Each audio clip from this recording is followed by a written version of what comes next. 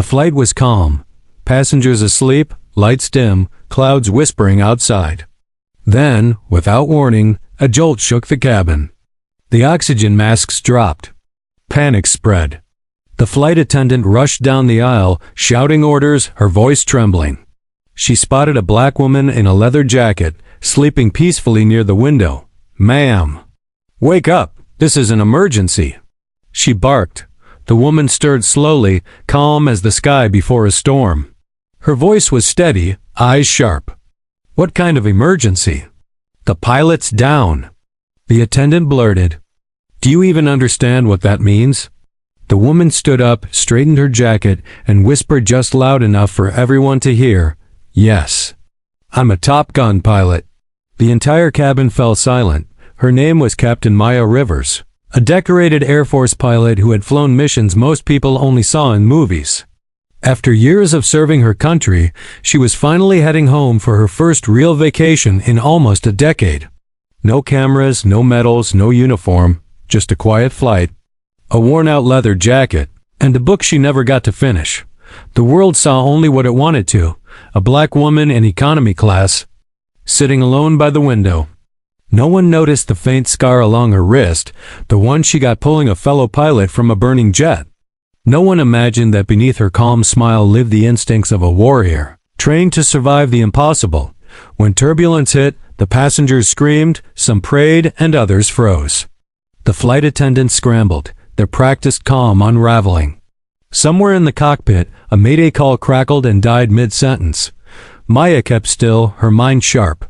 She could read fear like weather patterns, and the energy inside that cabin told her something far worse than turbulence had just begun. The lead attendant, a young woman named Rachel, stumbled toward her row.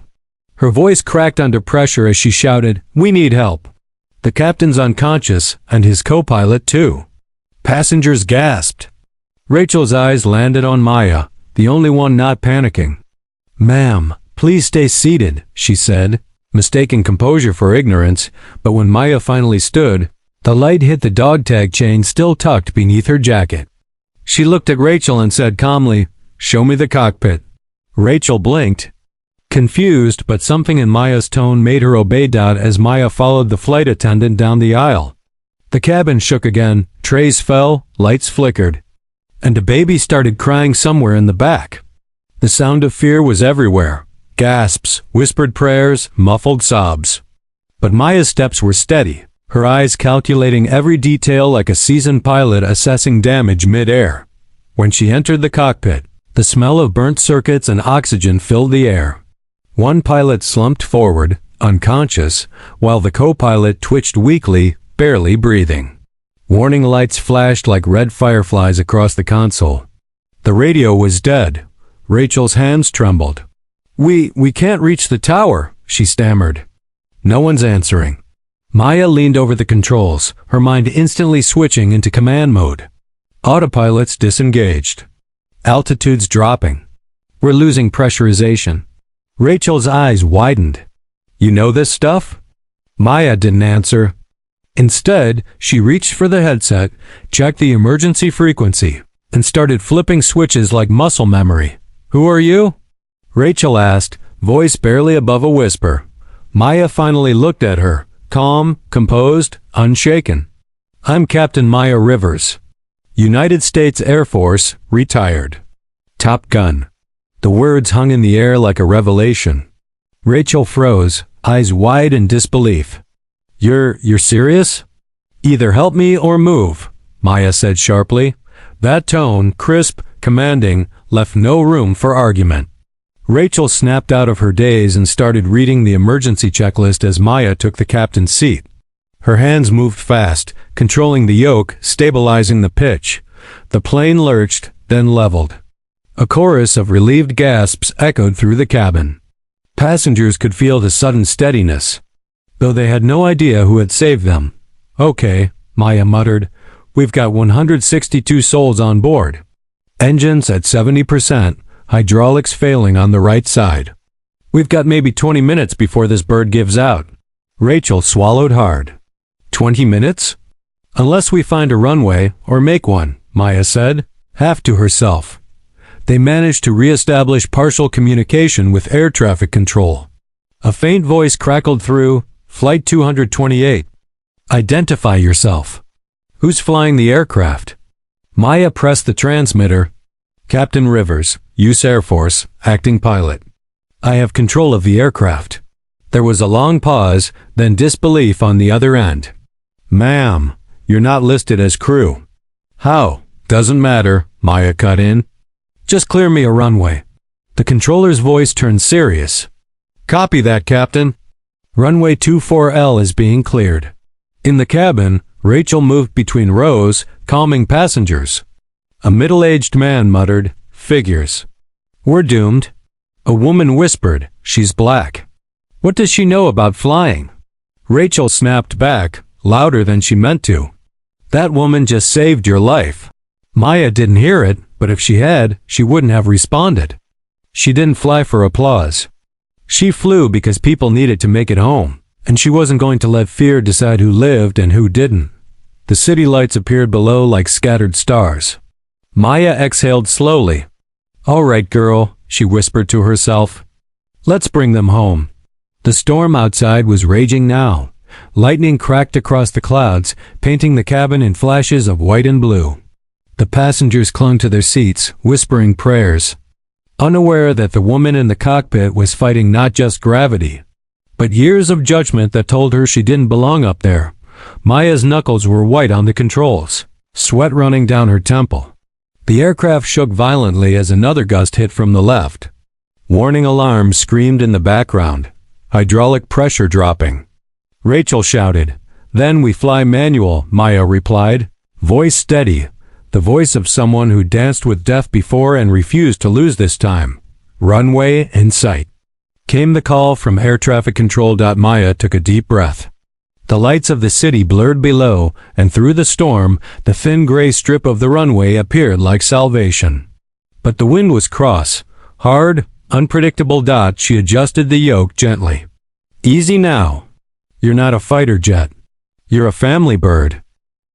The plane tilted slightly, wings slicing through rain.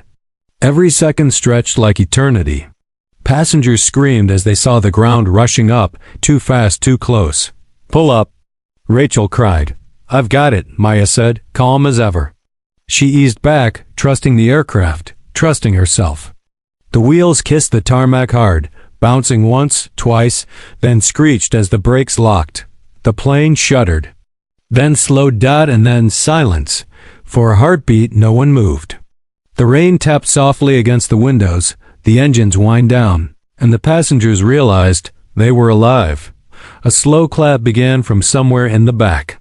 Then another. Within seconds, the entire cabin erupted into applause. Rachel turned to Maya, eyes wet, voice trembling. You did it. Maya leaned back, finally letting out the breath she'd been holding. No, she said quietly. We did. When the doors opened, paramedics rushed in. Cameras flashed. The same passengers who had doubted her now watched in awe as she stepped out into the rain, proud, composed, unshaken. A reporter's voice broke through the chaos. Ma'am, who are you?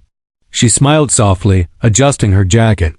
Just someone who never stopped flying, even when the world told me to land.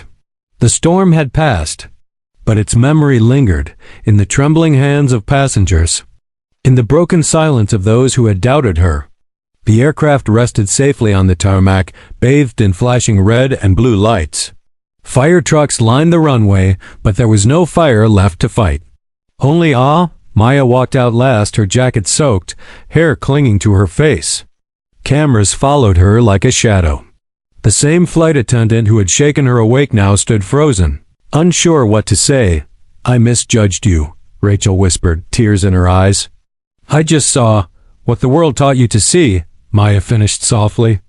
It's all right. That single line carried more weight than anger ever could. Because for Maya, forgiveness wasn't weakness. It was power. She knew the fight wasn't about one flight or one insult. It was about rewriting what strength looked like, who could wear courage, and what color it came in. By the time the story hit the news, the world had already crowned her a hero. But Maya didn't care about headlines. She only cared that 162 people made it home that night.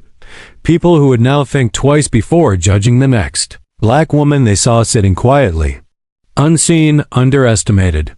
Weeks later, she was back in the sky, this time in her uniform. Helmet tucked under her arm, leading a new generation of pilots. One of her trainees asked, "Captain, what's the hardest part about flying?" She smiled, looking out at the horizon, remembering that sometimes the turbulence isn't in the air, it's on the ground. The screen fades to black as the music swells, and her voice echoes like a promise. Never let anyone define your altitude. Moral outrow message. If you believe in justice, dignity, and respect, stand with those who stand strong even when humiliated. Like, comment, and subscribe for more powerful real-life stories from Racism Exposed Stories.